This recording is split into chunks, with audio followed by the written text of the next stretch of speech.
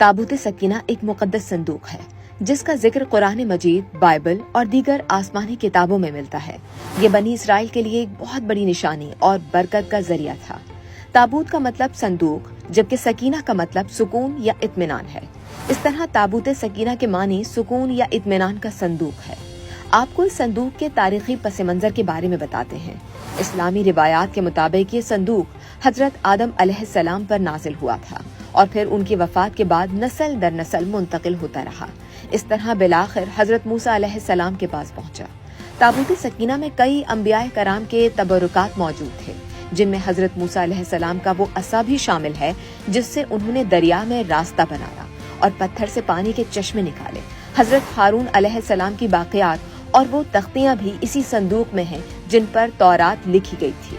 एक रिपोर्ट के मुताबिक कुरान मजीद की सूरह अल बकरा की आयत नंबर 248 में इसका जिक्र मौजूद है। जब बनी इसराइल ने अपने नबी से एक बादशाह मुकर्रर करने का मुतालिबा किया ताकि दुश्मनों से जंग कर सके, तो नबी ने अल्लाह के हुक्म से तालूत को बादशाह मुकर्रर किया। बनी इसराइल ने उनकी बादशाहत पर शक जाहिर किया तो नबी ने फरमाया कि तालूत के बादशाह होने की निशानी ये है कि तुम्हारे पास वो ताबूत वापस आ जाएगा जिसे तुम्हारे दुश्मन तुमसे छीन ले गए, जिसमें वो यादगारें भी हैं जो मूसा और हारून ने तुम्हारे लिए छोड़ी हैं। उसे फरिश्ते उठाए हुए होंगे। इसमें यकीनन एक बड़ी निशानी है तुम्हारे लिए अगर तुम मानने वाले हो।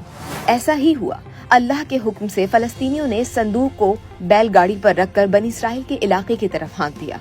फरिश्ते उन बैलों को हाँक कर सीधा तालूत के घर के पास ले आए। इस तरह ताबूत सकीना बनी इसराइल को वापस मिल गया, जिससे उन्हें यकीन हो गया कि तालूत ही उनके बादशाह हैं। इस संदूक की बरकत से बनी इसराइल के दिलों में सुकून और इत्मीनान पैदा हुआ और वो जालूत के खिलाफ जंग में कामयाब हो गए। अब आपको बताएं कि ताबूत सकीना को किस चीज से बनाया गया था।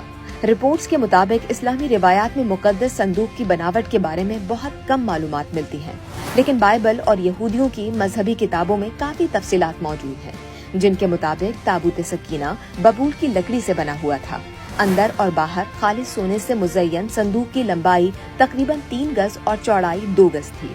ताबूत के ढक्कन को कफारा का ढक्कन कहा जाता था, वो भी खालिस सोने से बना हुआ था। इस ढक्कन के दोनों तरफ सोने से फरिश्तों जैसे मुजस्समे बनाए गए थे, जिनके पर फैले हुए थे। ताबूत सकीना के हर कोने में एक सोने का हल्का था। संदूक को उठाने के लिए इन हल्कों में बबूल की लकड़ी के डंडे डाले गए थे। आपके जहन में भी ये सवाल पैदा हुआ होगा कि ताबूत सकीना आखिर है कहाँ? ये मुकद्दस संदूक इस वक्त कहाँ है? इस बारे में मुख्तलिफ आरा मौजूद हैं, लेकिन तस्दीक के साथ कुछ भी नहीं कहा जा सकता। ताहम ये भी कहा जाता है कि इसका इल्म अल्लाह ताला ही को है।